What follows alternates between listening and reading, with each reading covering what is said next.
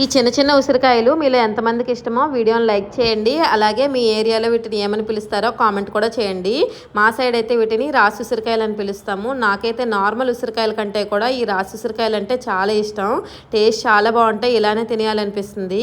కానీ ఊరపెట్టుకొని తింటే టేస్ట్ ఇంకా చాలా బాగుంటాయి. ఈ రాసి ఉసిరికాయలు చూసిన ప్రతిసారి నా చిన్నప్పుడు జరిగిన సిచ్యువేషనే గుర్తొస్తుంది.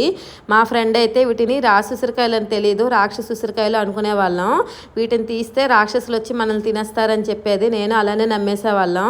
అప్పుడు చెట్టు ఎక్కి తీస్తామేమని చెప్పి పెద్దవాళ్ళు అలా చెప్పారేమో. ఇదేమో పెద్ద దేవతా వృక్షం కదా ఉసిరి చెట్టుని.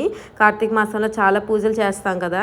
ఇప్పుడు పిల్లలకైతే అలాంటివి చెప్తే నమ్మరు. మావాడైతే ఎందుకు అక్కడ ఎందుకు ఉంటాయి, ఈ వేరే చెట్టు మీద ఎందుకు ఉండవు, ఎన్ని క్వశ్చన్స్ వేస్తారు అసలు. మా చిన్నప్పుడైతే మనం ఏం చెప్పినా నమ్మేసేవాళ్ళం. అయినా ఇప్పుడు పిల్లలకి చెట్లకి తీసేంత సిచ్యువేషన్ ఎక్కడుంది చెప్పండి. వాళ్ళు అడక్క ముందే అన్నీ వాళ్ళ కాళ్ళ దగ్గరకు వస్తున్నాయి. అసలు మీరేమంటారో కామెంట్ చేయండి. వాష్ చేసిన ఉసిరికాయలని ఒక జార్లో వేసి పసుపు ఉప్పు కారం వేసి 1 అవర్ విడిచిపెడితే ఇలా వాటర్ రిలీజ్ అవ్వడం స్టార్ట్ అయ్యాయి. 1 డే తర్వాత అయితే తినడానికి అయితే టేస్ట్ చాలా బాగున్నాయి. కానీ అప్పటి వరకు ఆగలేక ముందే సగం తినేసాం అనమాట. వీడియో నచ్చితే లైక్ చేసి ఛానల్ని సబ్స్క్రైబ్ చేసేయండి. Bye bye.